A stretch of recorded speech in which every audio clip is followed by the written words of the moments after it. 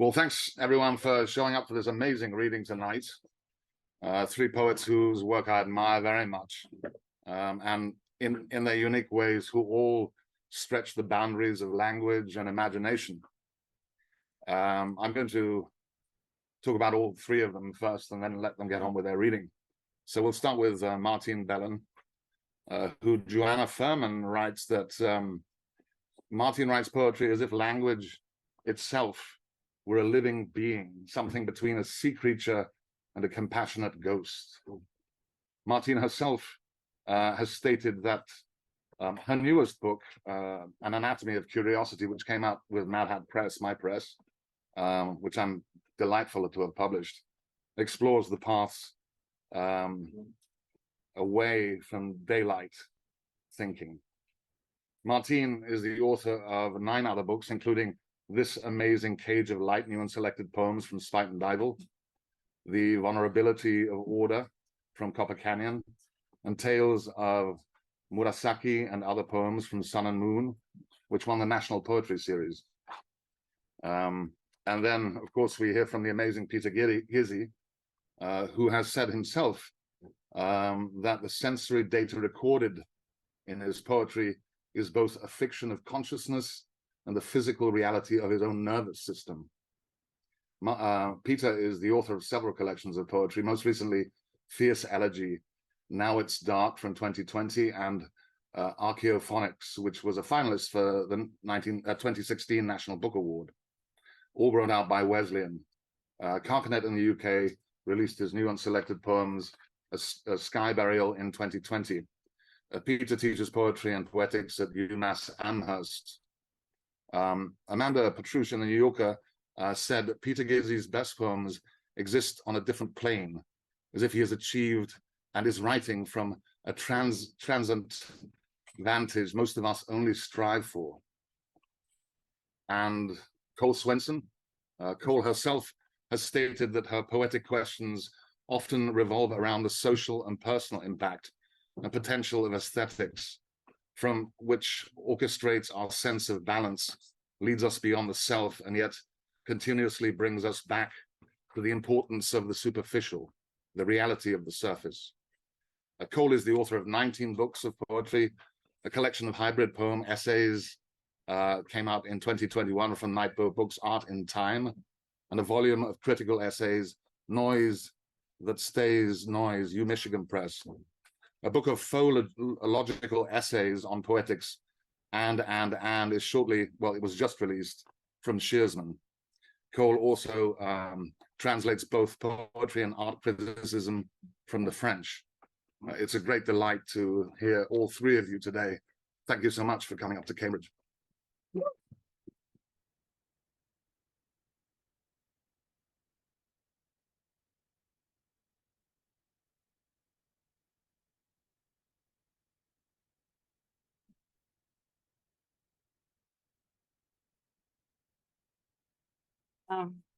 Thank you for being here. Thank you, Marc, for that wonderful introduction, and for coming and for being here and for publishing An Anatomy of Curiosity.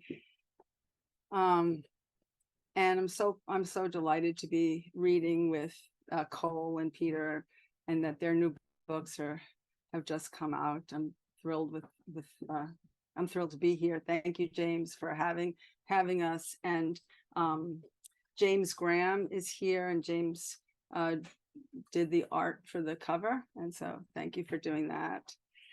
So I'm going to start with a poem called A Deafening Prayer.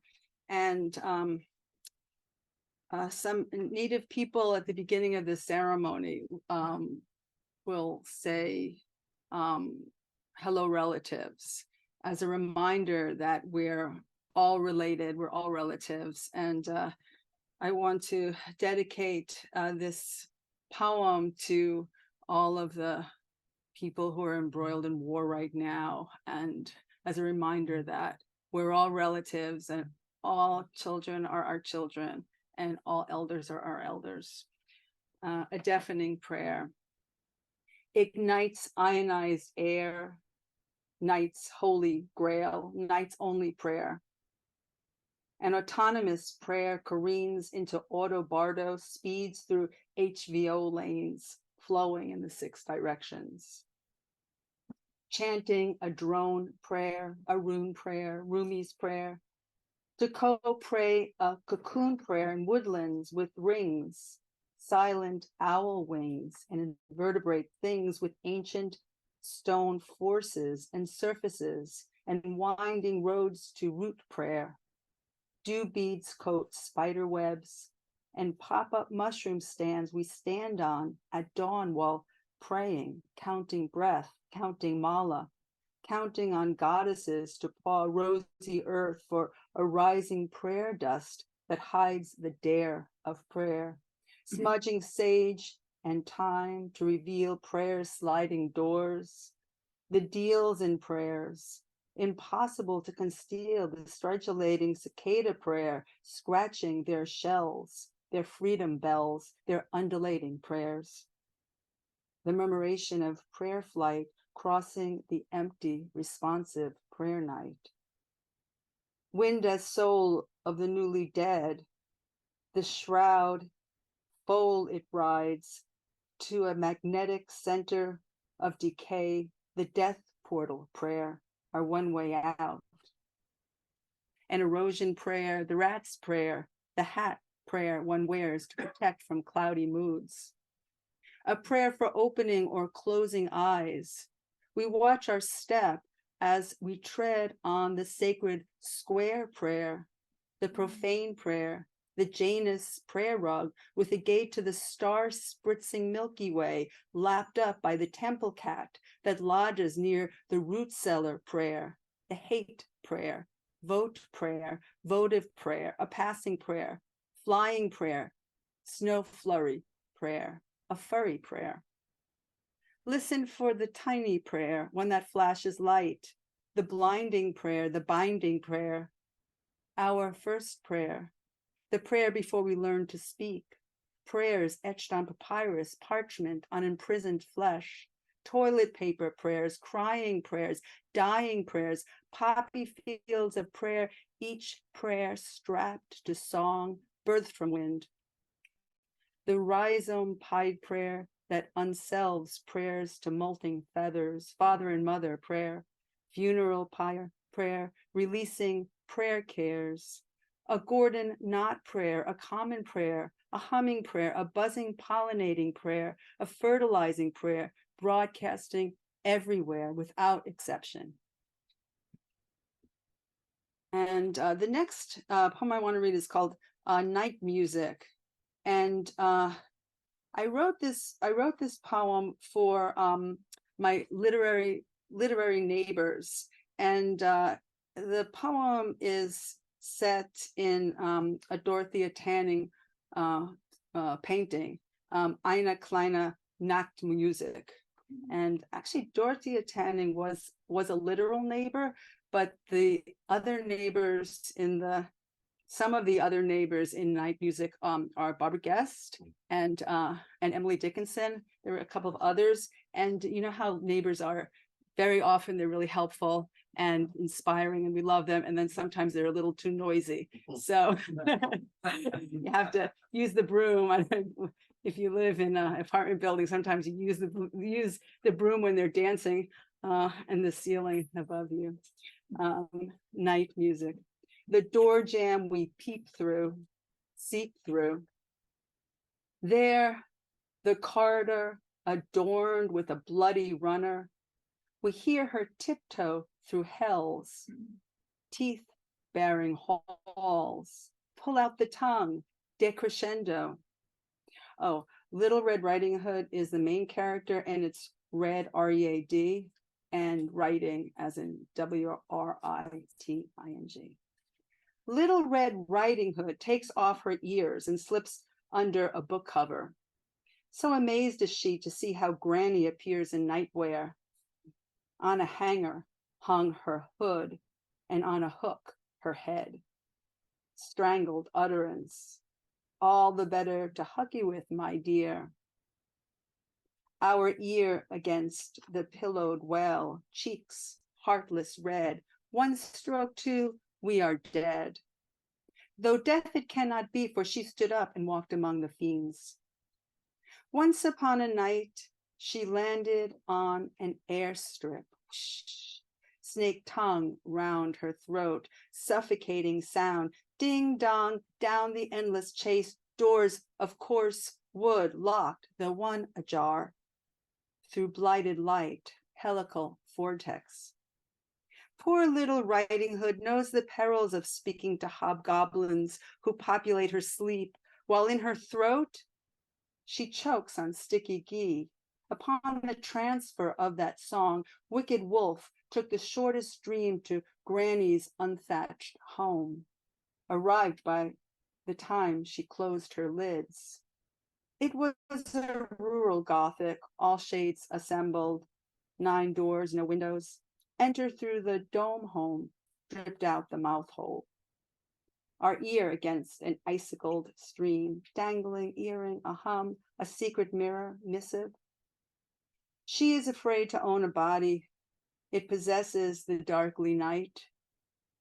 Her marble feet freeze, haunting form. Voices vaunt. Between the hours of life and death, next door neighbors knock on the floor. She is afraid to own a soul. Sometimes someone should keep it, protect it, love it better than she, share it in the light. And now I'm going to read a poem called Rival Dreamers, and this poem kind of looks at the way that sometimes you plan something. Like, for instance, I actually forgot my book. I was going to read other things. Sometimes I was going to read some new poems, but you're not getting any new poems. They were in my book. So sometimes you plan things and they get away from you. And in this poem, Rival Dreamers, that's kind of what happens to the dream. The murderer lives in a guest house. As you watch her execute murders, you detect jaundice wash across her cheekbones and soak her eye whites. You believe this will be the flaw that brings her down. She wears a bright orange polyester dress with a yellow stripe that highlights the yellow in her flesh. You send a doctor into the dream, and before the scimitar slices his neck, you want to scream out, ask him to examine you. He could save your life. But no sounds are expelled from your throat. You're a passive witness, not a character in this backdoor drama. There is no saving the murderer. The murderer has a mind of her own, even though she's an ingredient in your concoction. The day trippers at the guest house are of your making. The murderer is not. The murderer might be a figment sent by a rival dreamer, maybe a dreamer who lives in a nearby apartment in your very large building. You have felt enervated of late, and now even your dreamscape requires more than you seem to be capable of controlling. You recognize the murderer as someone you want to help, despite the fact that she has murdered each of your guest house occupants you've created, despite the fact she's ruining your dream, despite the fact that she has put you in the nasty position of fabricating prey for her to slaughter. Finally, you awaken.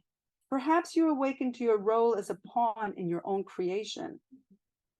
You imagine the dream's final scene with closed eyes.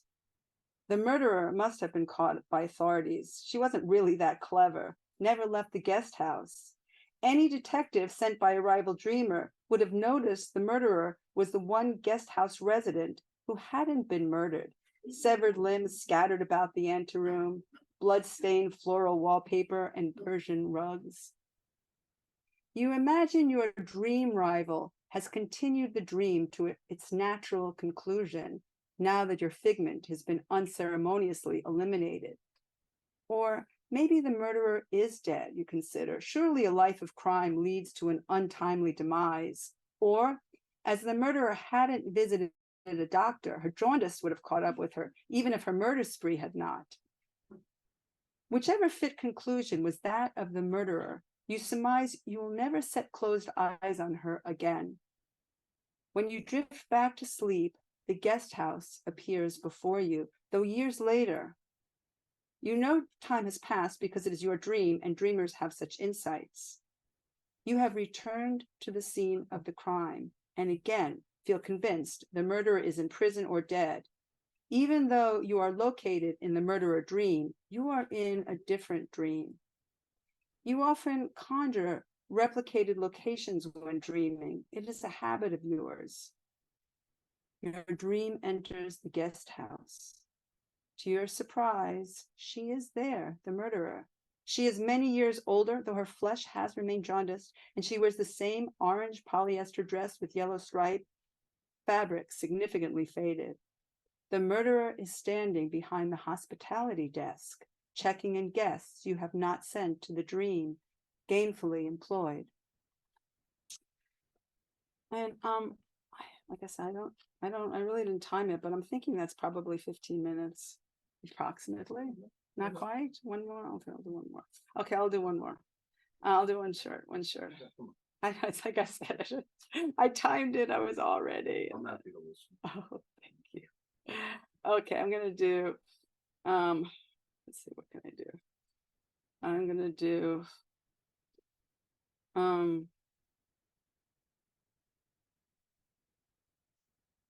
Okay, I will do. Maybe I'll do.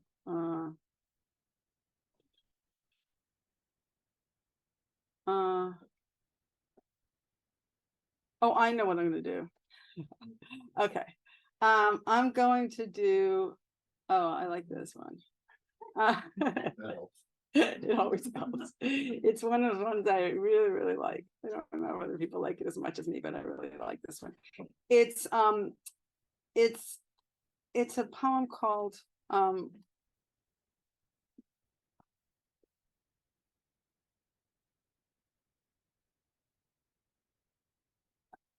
I'm sorry. Contents page. I have to look at the contents page. I thought it's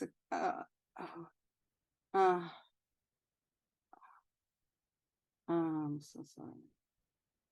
Oh, here it is. Okay, 55. It's a. I'm such an organized person. This is so unlike me. My husband is laughing because he knows I'm like insanely organized. Okay, this is called "Hungry Ghost in an Udon Eatery," and I won't say anything. I'll just say "Hungry Ghost in an Udon Eatery." Werewolf howls at the awakening wolf moon, rippling and responsive in an eyeball-sized sea. Hirsute, hungry, chewy, silky, noodle ghost, as witness, waitress, watering mouth or well, salivating stimulus, adumbrated dreamer. If hungry ghost is not hirsute mountain man in the empty sky, with an empty stomach grumbling over the aroma dashi bone broth ocean and the udon chef breath of the cook for constellations. Sirius and Canis Major with no apostat, the starving seven sisters of Pleiades, not the witches of burning forests and weeping bears and a teeny barred owl. Traversing the universe as a fable of this mind, our udon Shake Shack mind.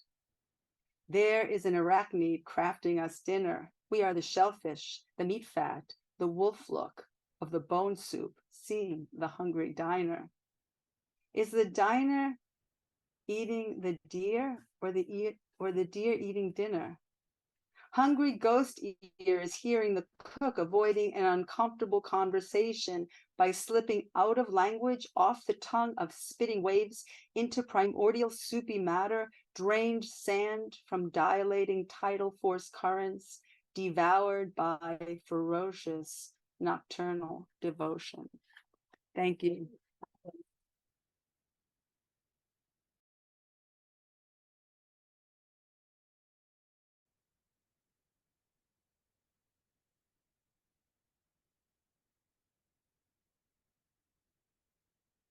Thank you for that beautiful reading, and thank you for yours too, and for bringing us all together. Yeah. For making the thing come. It's really great, and thank you for starting us with prayer. It's really good. And thank you, James, for hosting us all. And thank you, Marc, for the introduction. I'm going to read from this book that just came out. That is, I think of it as 100 nano essays on poetics, from 10 to 150 or so words, often blatantly absurd, a lot of twisted logic. So if it seems like, what? That's probably right. And it's just kind of a way of reflecting, the absurdity and the twisted logic that we've been living in for quite some time, but with trying to change the emotional tone and be silly. Ship. A ship is, by definition, something slipping out of fog, and oddly more visible than a vessel less veiled, more shored in dim windows. It's more nuance and happenstance, as if more of the story were buried in memory and thus lit with it and trembling. A ship is, in fact, the shape of memory itself, and remembering itself suddenly thinks, what a long way off it seems. And yet, at every slight lightening of the fog, it deflects the thought and thus is still coming toward. The fog extends into linguistics, making it difficult to say whether it's really a ship or more of a boat or a ferry or a yacht.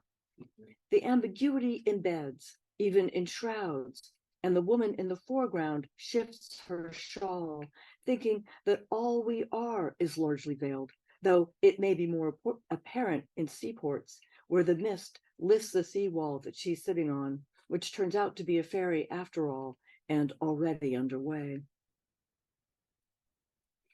Is there any water by any chance? Yeah, it'd be nice.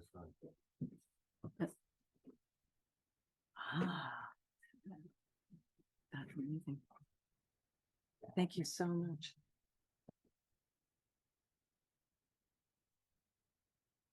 Well, it's coming. No, The- just wait. okay. Right. I'm not going anywhere. There you go. Thank you, James.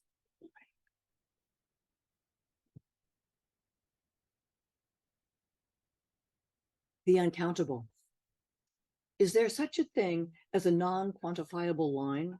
A line that can't be scanned because what is not said in it constitutes such a large part of its content. A line in which the unsaid, but nonetheless sensed, like a musical overtone, fully participates in the rhythm.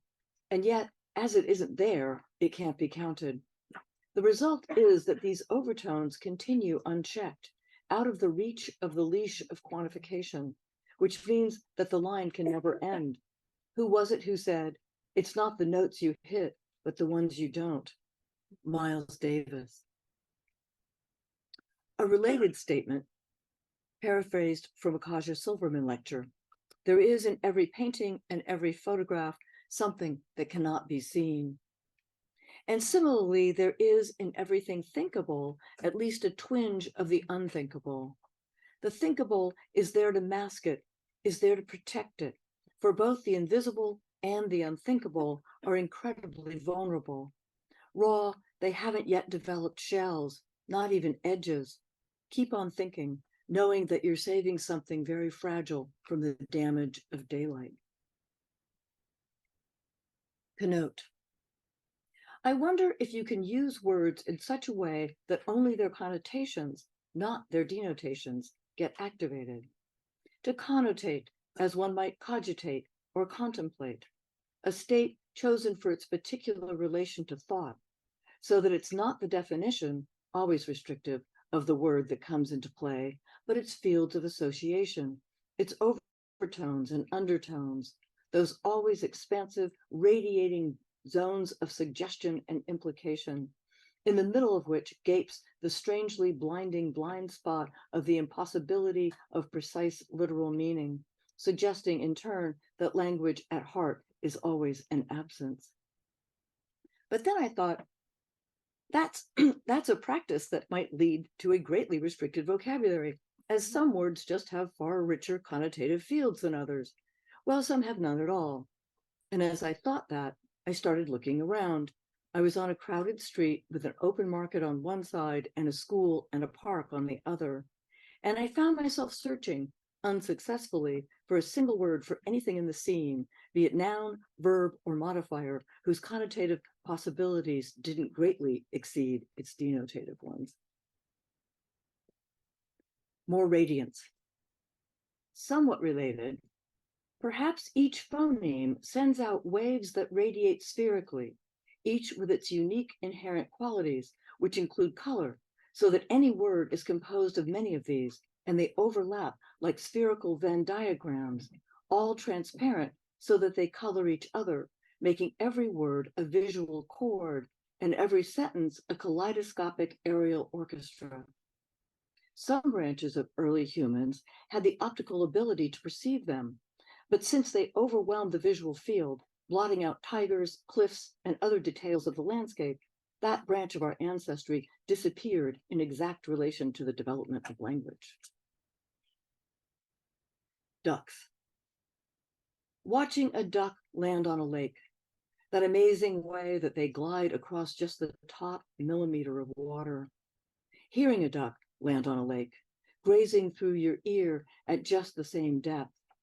Here, the analogy is obvious, except that in the case of a poem, the lake goes on forever, and thus, so too must the duck.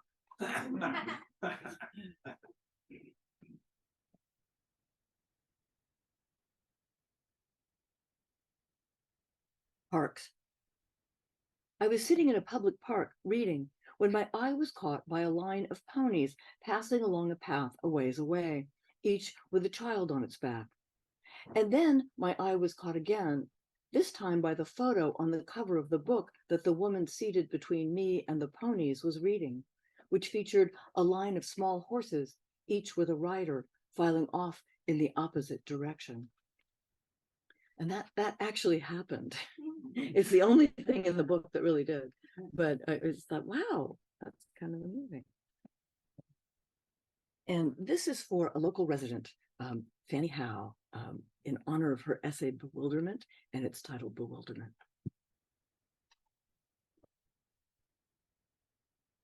Picture the wildebeest in bewilderment, her placid countenance suggesting bewilderment not as confusion or disorientation, but as the complete fusion with the unplanned aspects of the environment, those aspects out of one's reach and control, the happenstance of it all, and that, in all its rhizomatic zeal, is something suggesting under its breath, be wilder than, be wildering, thinking of wilderness as chaos given space enough to relax, a chaos that you can calmly wander through, not able to locate yourself, but then equally unable to lose yourself, which re-anchors your sense of place.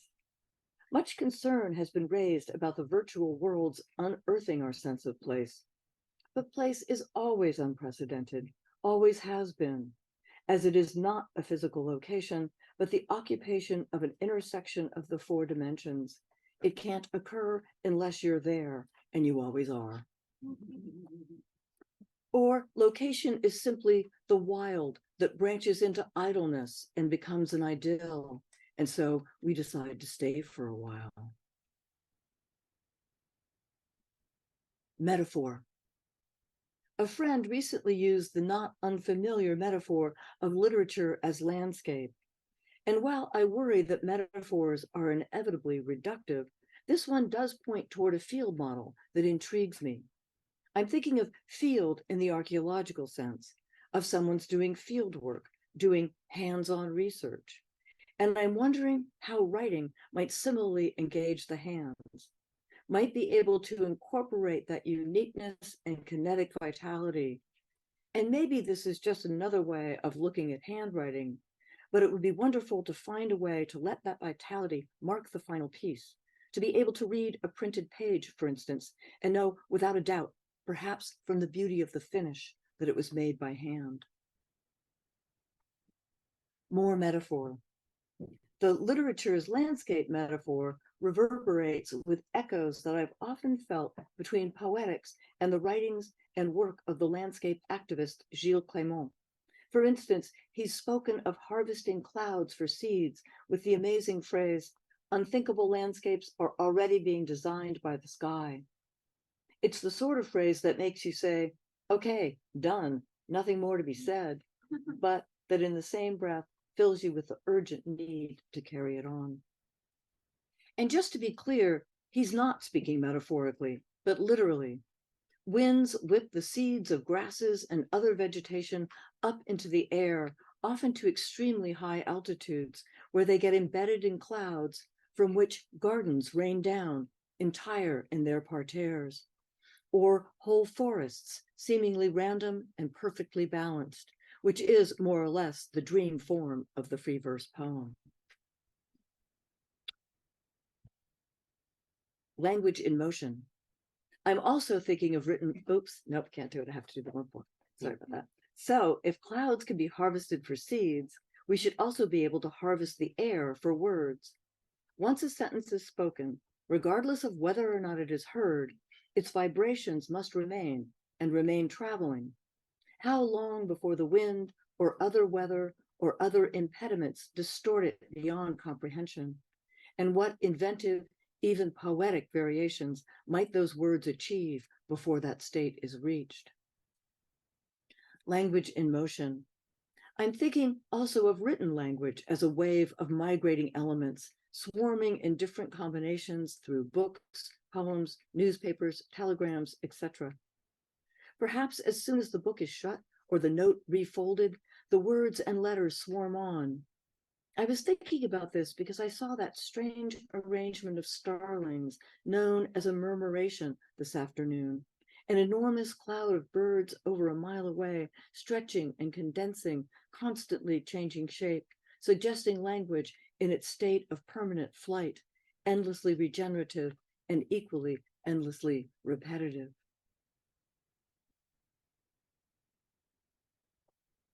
More Gilles Clément. He's really worth looking up. The thought also suggested Gilles Clément's notion of the garden in motion, which recognizes that, just like language, plants move across the planet through space and time, adopting different configurations, combinations, and collaborations, evolving as they do so, just as any given language evolves under the influence of other languages and their shifting positions and conditions.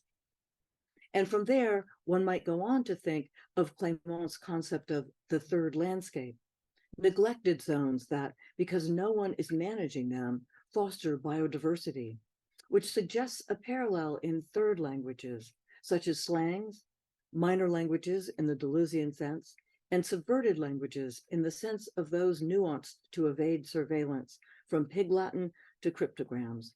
All are ripe conditions for the proliferation of linguistic variation. Third languages can occur in the tiniest of pieces, and they can last only a minute, maybe even just a few seconds, and yet still do their work of multiplying, refracting, deflecting, and in many other ways, enabling the unprecedented.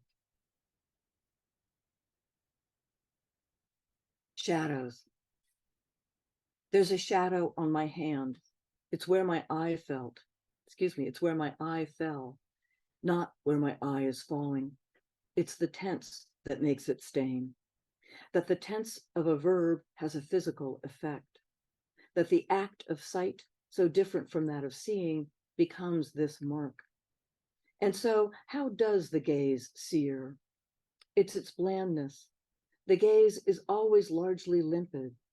It's often chosen as the translation for the French term le regard, but every translator laments its inadequacy. The latter is so much more charged. And yet, by its very blandness, by its very refusal of vigorous engagement, the gaze can wither, much more can the regard, can look upon and blight. Sight is fraught with danger for others. Thinking of a shadow as itself casting a shadow. For instance, a flaw in a window pane, a slight glitch in the glass that creates an internal shade. Such a flaw might well not be visible to direct observation, but when light passes through it, even that slight irregularity can get projected onto a surface beyond, which suggests writing as the shadow of otherwise unrecognized deviations, even elaborations upon the world's crisp, crystalline structure, legible only when the sun pours through. Thinking now, not about writing as shadow, but about what a writing of shadows might be. It's such an appealing notion that it must exist. Plato's light is the shadow of God seems useful here in that it reinforces the notion that what casts a shadow need not itself be material. Writing as the shadow of that which cannot be said, a slight stain on the break of day, which darkens with the light. At times, the shadow walks and the body does not. At times, the body is caught, though cannot say in what. That light occurs in strings we cannot doubt, like that little knot, the one at the base of your throat that makes you reach out so that someone, after all, not so far off, does not need to walk away. And the last poem in the book.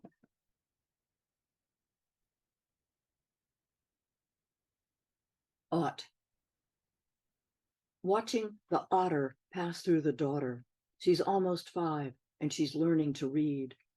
There is an otter in the sea, which she has seen, and there's another in her book, which is somehow more real.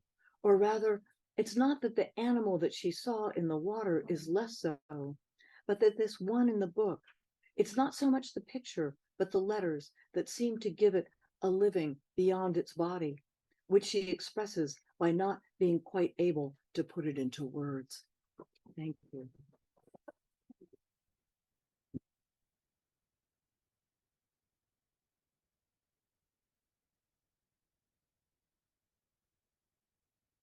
Thank you all for joining us this evening. Let's give the poets another round of applause.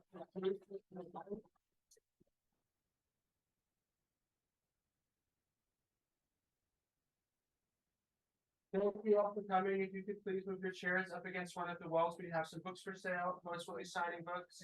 Thanks again.